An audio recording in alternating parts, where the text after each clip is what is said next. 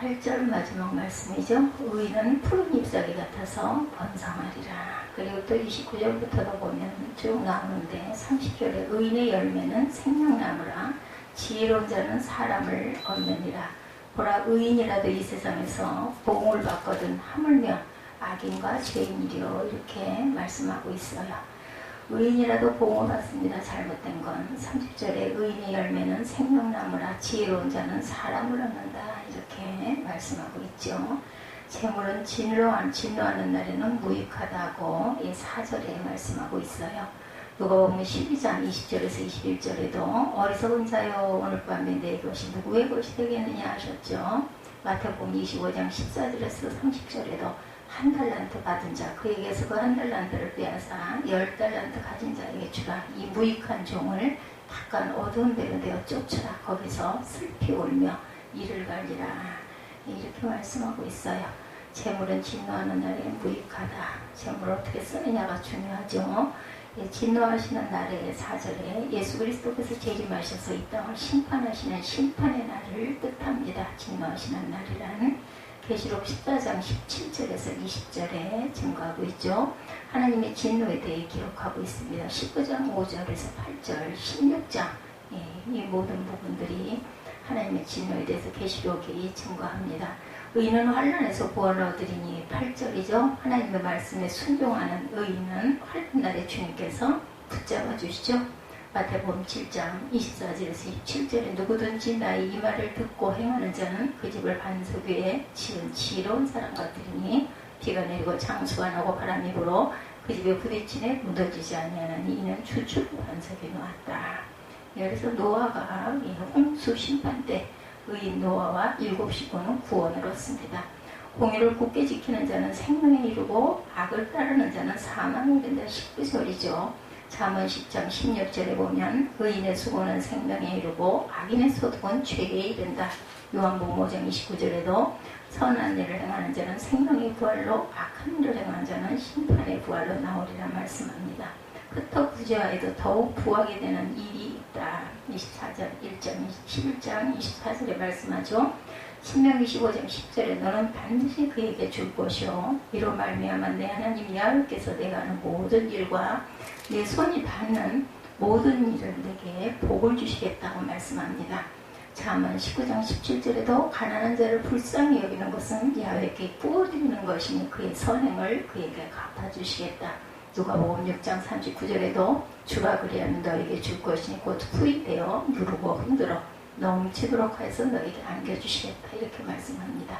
자기의 재물을 의지하는 자는 패망한다고 28절에 말씀합니다. 성경은 재물을 하나님 외에 다른 주인이라고 하며 이 재물을 따라가는 자는 생명을 얻지 못한다고 말씀하세요. 마태복음 6장 24절에 한 사람이 두 주인을 섬기지 못할 것이니 이렇게 말씀하죠. 누가복음 16장 13절에도 지파인이 두 주인을 섬길 수 없다고 말씀합니다.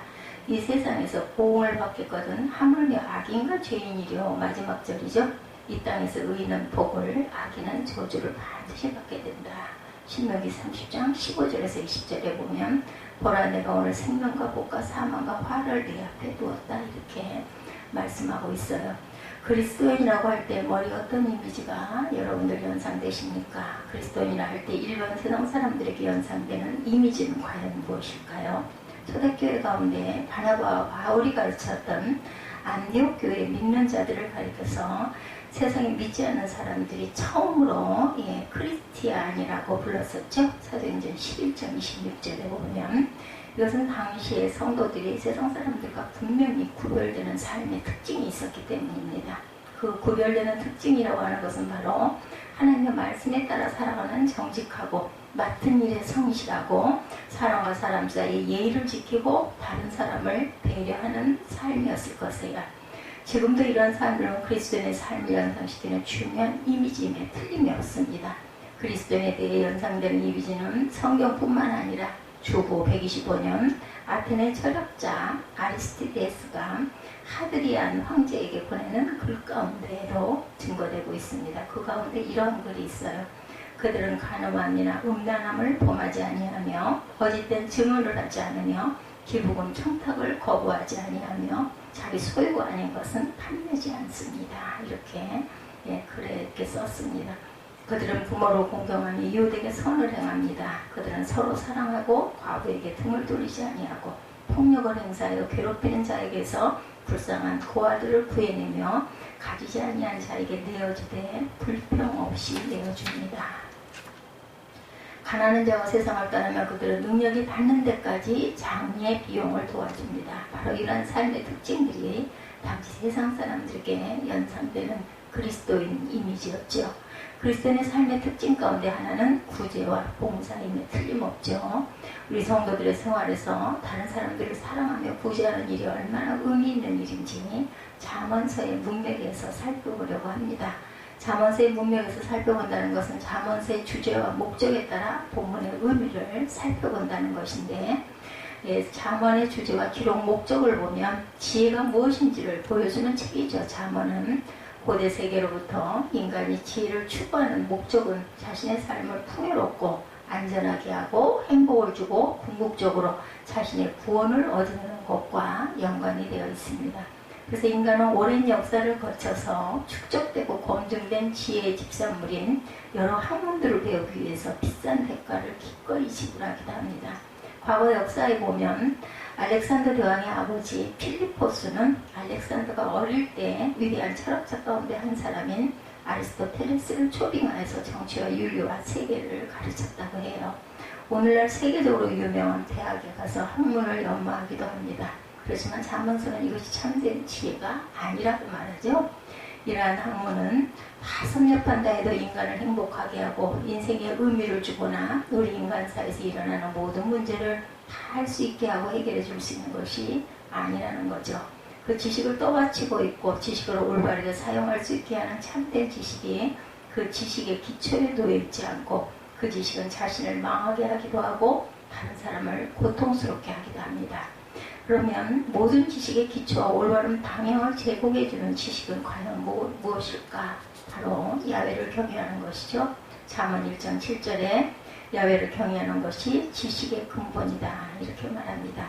여기 근본이란 말은 히브리어로 로쉬라고 표현하는데 머리다, 으뜸이다, 시작이다, 출발점이다 라는 뜻을 갖고 있어요. 잠언, 로쉬, 머리, 으뜸, 출발점. 이것은 야훼를 경외하는 지식의 모든 지식의 으뜸이고 출발점이고 기초라는 의미를 담고 있습니다. 사실 야훼를 경외하는 지식이 우리가 이 세상을 살아가는 데 필요한 지식의 바른 방향성과 잡아주지 않는다면 그 지식은 사람들을 고통스럽게 하고 자기 중심적이기 때문에 사회에 봉사할 수 없죠. 당연히 지식인들을 전문적 분야의 최고라고 하는 박사들이라 해서 그들이 그 부분에 최고의 지식을 가지고 있다고 해서 자기를 행복하게 해주고 다른 사람에게 기쁨을 주며 살고 있을까? 과연 사람마다 다르겠지만 어떤 사람은 대단히 이기적이고 계산이 머리 회전이 빠르고 거짓말과 핑계거리도 좋은 말로 바꾸는 궤변을 늘어놓기도 합니다. 우리는 바른 지식의 기초에 놓이지 않은 추한 지식인들의 모습을 많이 봅니다. 이런 경우에 그가 배운 지식은 오히려 그에게 독이 되고 다른 사람에게도 독이 되죠.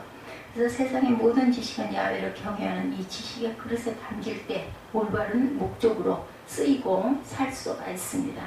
잠언은 참된 지혜는 야훼를 경외하는 것임을 보여주고 동시에 야훼를 경외한 것이 무엇인지 구체적으로 실생활에 적용해서 설명합니다.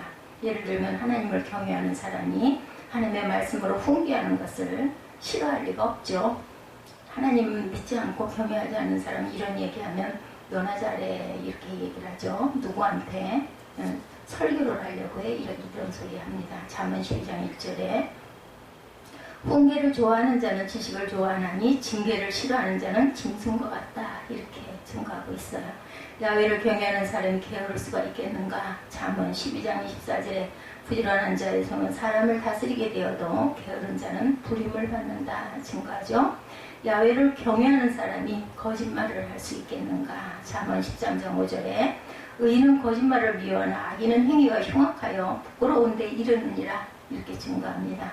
잠언은 참된 지혜가 무엇인지를 보여주기 위해서 기록된 책입니다. 그러면 이러한 문맥에서 야훼를 경외하는 구체적인 일들 가운데 구제와 봉사를 본다면 가난하고 고통받는 사람들을 위해서 구제하고 봉사하는 것은 야훼를 경외하는 일이고 자신의 생을 풍요롭게 하는 지혜라는 것을 알 수가 있습니다. 구제가 왜 지혜로울까요? 그러면 오늘 읽은 본문에 다른 사람들을 위하여 구제하고 봉사하는 사람의 삶이 왜 지혜로운 일인지를 설명하고 있죠.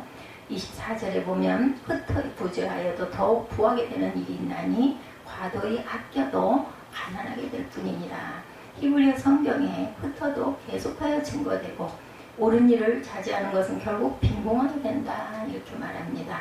이 본문에 흩는다는 말은 나눠준다는 뜻이죠. 우리가 상식적으로 생각할 때 어떤 것을 흩으면 없어지지 증가하지는 않아요. 그죠? 이것은 역설이기도 합니다. 공동 번역에 보면 이 말씀을 인심이 후하면 더욱 부자가 되지만 인색하게 굴면 오히려 궁해진다 이렇게 번역합니다. 이 번역은 본문의 의미를 한 각도에서 실제적으로 잘 표현했다고 생각합니다. 성도는 인심이 후회하죠. 나눠주기를 기뻐해야 합니다. 가난하고 고통받는 자들을 위해서 자신의 재산이나 능력이나 시간을 내어주는 것을 인심이 후하다라는 말로 표현할 수가 있죠. 인심이 후할 때 재산과 능력과 시간이 줄어들 것 같은데 오히려 더 부유해집니다. 근데 반대로 의로운 일을 자제하고 그 일에 돈과 재능과 시간을 쓰는 일에 인색한 사람은 결국은 가난하게 된다. 상식적인 계산법으로는 맞지 않아요. 그렇지만 가난하고 어려운 사람들을 위하여 돈과 재능과 시간을 쓰는 것 절대로 아깝게 생각해서는 안 되겠죠. 잠언 11장을 보면 25절에 이 사성을 좀 더 심화하여 설명합니다. 구제를 좋아하는 자는 풍족하여질 것이요 남을 윤택하게 하는 자는 더 윤택해지리라.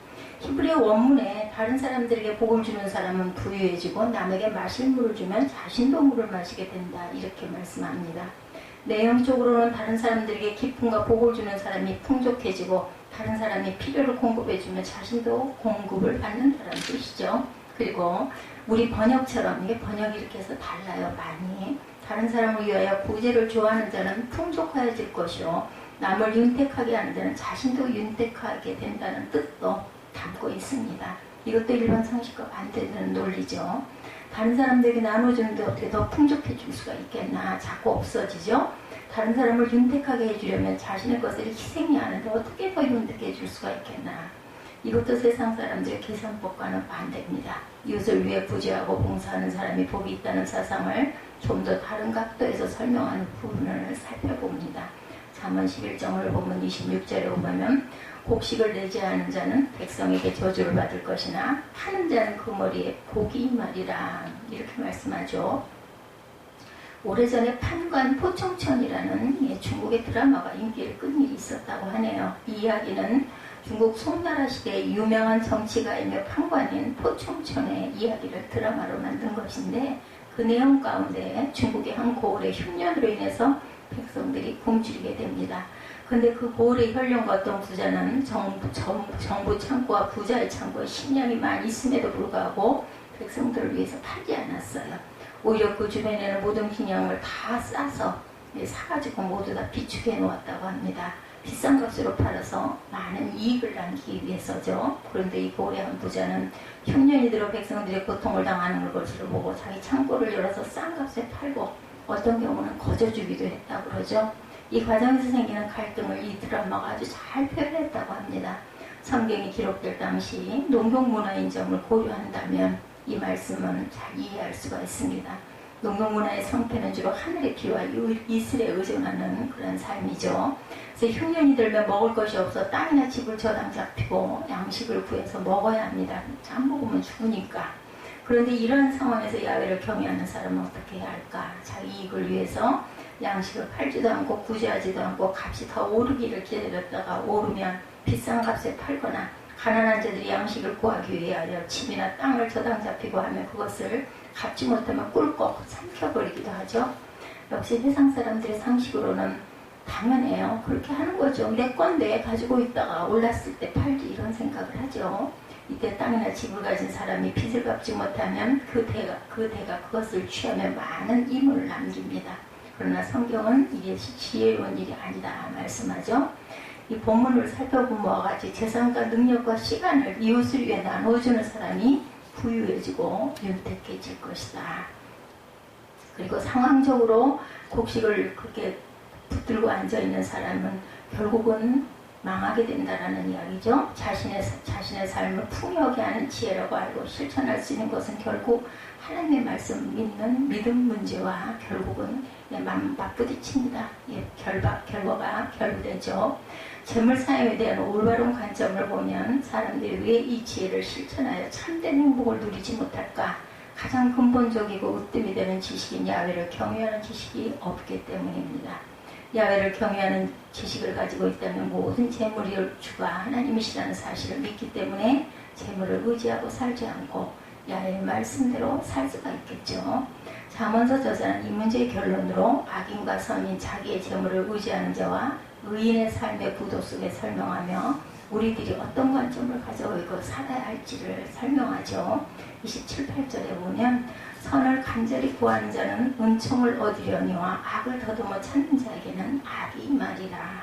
자기의 재물을 무시하는 자는 패망하려니와 의인은 푸른 잎사귀 같아서 번성하리라. 자기의 재물을 무시하는 자가 아니라 선을 행하는 자가 푸른 잎사귀 같이 번성하는 것이기 때문입니다. 우리는 야훼를 경외하는 것이 참된 지혜고 우리 인생을 행복하게 만드는 본질적인 진리라고 믿고 가야 되겠죠. 그렇지만 우리 입으로는 이렇게 고백하면서도 마음과 행동이 똑같이하기가 참 쉽지 않습니다. 그래서 여전히 돈이 중요해요. 돈 없이 어떻게 삽니까? 무엇을 하든 기본이 돈인데, 그죠? 이 문제에 대해서 기독교 비례학자 톰 샤인이 쓴 겨자씨 대 맥세상이라는 책에 오늘날 사람들의 경험을 잘 지적하고 있어요. 오늘날 사람들은 인생의 의미와 가치를 경제주의 곧 돈에 두고 있기 때문에 맥도날드의 경제성장의 법칙과 자본주의 원리가 삶 전체를 지배하고 있기 때문이다. 이렇게 해석합니다. 오늘날 돈을 숭배하는 정신이 우리 사회에 깊숙하게 뿌리를 내리고 있죠. 처음에는 인간이 돈의 주인이었는데 이제는 돈이 인간의 주인이 되어버리고 말았습니다. 특히 자본주의 사회에서 돈이 한 사람의 인격과 가치를 매기는 가장 중요한 척도가 됩니다. 톰 샤인은 그의 책에서 불행하게도 성도와 이러한 자본주의 사상에 물들어 말은 예수가 우선이고 야훼를 경외하는 일이 먼저라고 하지만 실상은 직장에서의 승진과 생활환경의 향상과 경제적 안정이 우선이 되어 있다. 이렇게 지적합니다. 그렇지만 성경적으로 잘 훈련된 성도들은 우선순위가 하나님의 영광이기 때문에 돈을 하나님의 영광을 위해 사용할 수 있고 또한 그렇게 해야 한다는 거죠. 그래서 돈은 사용하는 사람에 따라 하나님을 영화롭게 할 수도 있는 수단이 되기도 하고 한편으로는 자체가 우상이 되어서 치명적인 결과에 빠지기도 합니다. 하지만 돈은 나쁜 게 아니에요. 필요하죠. 그래서 우리 쉬운 얘기로 필요악 이런 소리를 많이 합니다. 잘못 쓰면 악이 되니까 사람들에게 돈이 필요합니다. 지금 당장 돈이 필요하고 교회를 유지하려도 돈이 있어야 되죠. 인간은 돈 없이는 또한 세상에서 살아남을 수가 없어요. 그래서 오늘날 모든 교회 성도들은 다 부자가 되기를 원합니다. 잘 벌어서 잘 써야 되죠. 얼마 전 시중에 일본 게 미국인 3세 로버트 가요사키가 지은 부자 아빠, 가난한 아빠 시리즈가 잘 팔린 일이 있었다 그래요. 그 책의 저자인 가요사키는 돈은 생활의 절대적인 필요 조건이라고 전제하고 사랑, 행복과 같은 정신적인 가치도 중요하지만 그것도 돈이 있어야 가능한 것이다. 당연해요. 한마디로 돈으로 자유를 살 수 있고 자유는 윤택한 삶과 정신의 고향을 가능하게 한다는 거죠. 현실적으로 맞는 말입니다. 그리고 성경적으로도 부자를 정죄하지는 않아요. 오히려 하나님의 축복 가운데 하나라고 부여하게 된다는 거죠. 그럼에도 불구하고 부자는 하나님을 섬기는 일에 많은 위험성을 가지고 있어요. 마음하고 싸움을 하겠죠. 그 위험성을 잠언 30장 8절에서 아굴이라는 사람의 기도를 통해서 잘 지적합니다. 그래서 부자가 되는 일에는 하나님을 부인하고자 하는 유혹과 하나님 대항에 그 대행에서 높아지고자 하는 교만의 가능성이 내재되어 있기 때문입니다. 그래서 그는 너무 부유하지 않도록 기도하죠. 너무 부유하지 않도록. 인간은 부유하게 될 때 그것은 자기 중심적인 시각에서 해석해서 자기의 지와 노력과 수고의 산물이라고 생각하는 경향을 가지고 있습니다.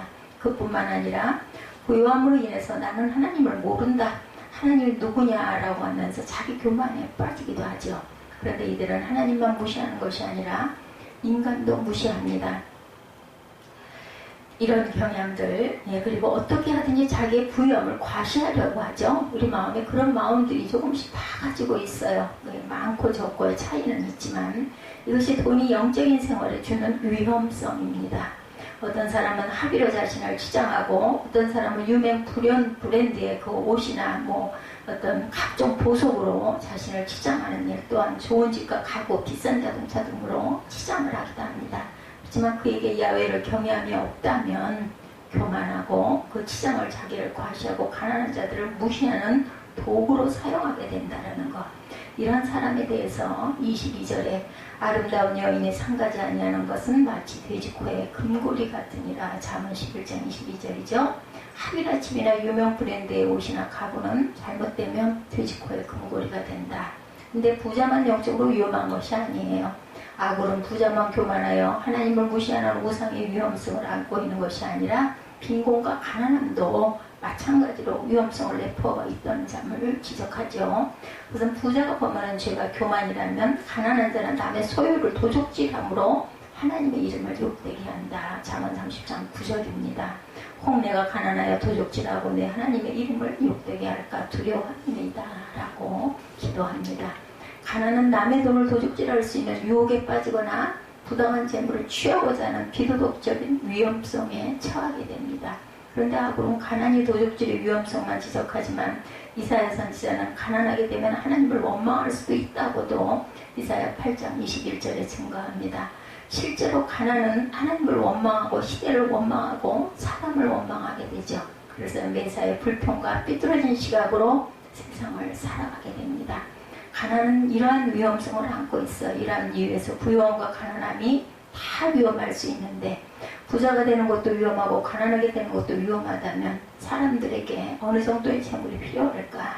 어느 정도의 재물이 있어야 하느냐? 이 문제가 중요한 일이 아니라 잠언에서 아굴이 기도했던 것은 재물이 많고 적음이 아니라 하나님을 잘 섬길 수 있게 해달라고 기도합니다.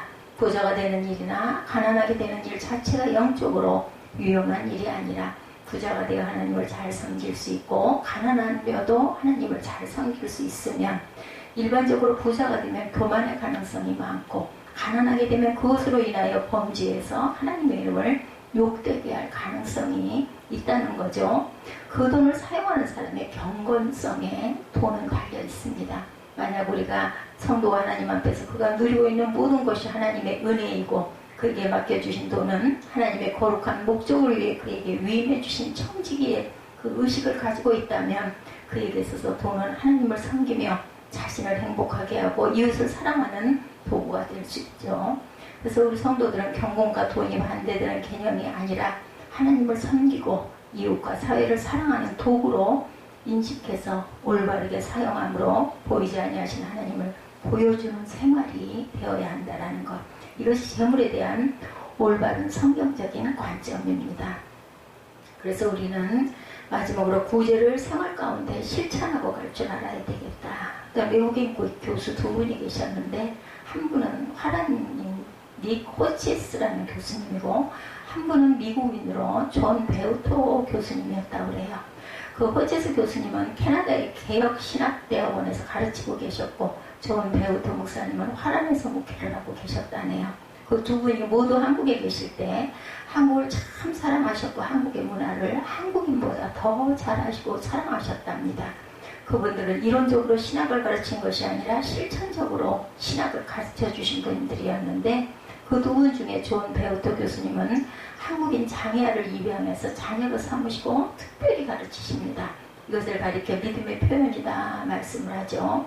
그러면서 우리 한국교회 성도들은 믿음을 아름답게 표현하는 일에 신경을 썼으면 좋겠다 이렇게 말씀하셨답니다. 사람들과 만나면서 발견한 한 가지 사실은 그가 믿는 신앙 고백과 다르게 말하고 행동한다는 것이었어요. 말하는 것을 들어보면 하나님만이 삶의 의미고 삶의 목적이라고 말하지만 실상은 돈과 권력의 노예가 되어 그것을 얻는 일이라면 그가 그렇게 삶의 목적이라고 말하는 하나님을 섬기는 일은 그 시점에 아무런 의미를 가지고 못하더라는 거죠. 기독교 미래학자 톰 샤인이 지적한 바와 같이 경제성장의 법칙과 자본주의 원리가 그 사람을 지배하고 있는 것을 보셨다라는 거죠. 이것이 오랫동안 가지고 있던 크리스찬들의 갈등일 수도 있습니다. 그가 직접 자신의 이익을 얻는 문제와 연관이 되어 있지 않으면 선하고 너그럽고 하나님의 말씀을 실천하는 일에 삶에 의미가 있는 것처럼 말하고 행동합니다. 그러나 자기 이익이 개입되어 있으면 그것은 전혀 다른 문제로 돌변하죠. 이 경우에 하나님을 섬기는 일은 아무런 의미가 없습니다. 우리가 믿는 바와 같이 야훼를 경외하고 그 명령을 지키는 일이 참으로 그 인생의 목적이고 사는 의미라고 고백한다면 그 고백대로 이 일을 위하여 자기를 희생하고 봉사할 줄도 알아야죠. 그런데 그렇지 않더라는 거죠. 말로는 하나님을 사랑하고 인생의 목적이고 의미라고 하지만 실상은 말하고는 너무 관계없이 살고 있는 현실을 우리가 정말 주변에서 많이 봅니다. 우리가 사는 신앙 고백과 삶이 일치하는 사람을 어디에서나 찾을 수 있을까? 그러한 사람들을 우리나라 교회에서 찾을 수 있기를 축복합니다. 11장 24~25절에 흩어 구제하여도 더욱 부유하게 되는 일이 있나니 과도히 아껴도 가난하게 될 뿐이니라. 구제를 좋아하는 자는 풍족하여질 것이요 남을 윤택하게 하는 자는 윤택하여지리라. 이 말씀이 그대로 이루어지는 저와 여러분들이 되시기를 주님의 이름으로 축복합니다.